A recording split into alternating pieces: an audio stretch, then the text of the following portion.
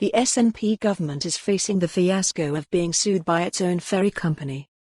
Connectivity and Islands Minister Paul Wheelhouse today confirmed that the state-owned ferry operator CalMac had raised legal proceedings over a disputed £450 million contract. The government said it would work to maintain continuity of service and full connectivity to and from the Northern Isles.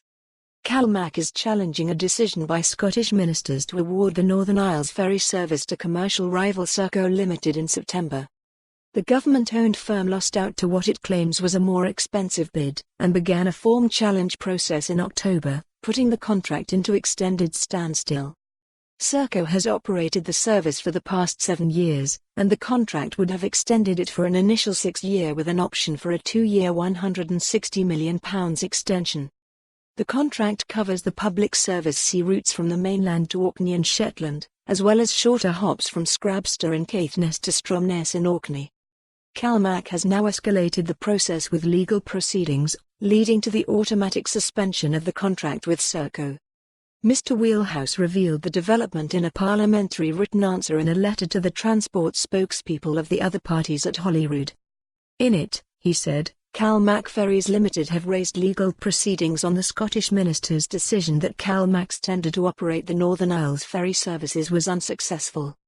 On Scottish minister's behalf, Transport Scotland are liaising with the current operator, Serco Northlink, to make arrangements for the extension of the current contract to maintain continuity of service and full connectivity to and from the Northern Isles. This will ensure that the local communities, passengers and businesses who rely on the services, and the staff who work on them, can be assured that services will be run as normal throughout these proceedings.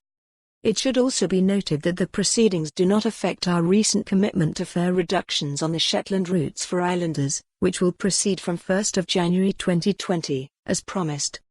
Scottish ministers are now limited in what we can say at this stage on the legal proceedings themselves, so as not to prejudice the outcome of those proceedings.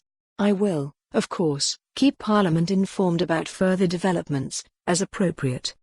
Highlands and Islands Tory MSP Jamie Halcrow-Johnston said, "It's quite incredible that the SNP is being sued by one of its own quangos.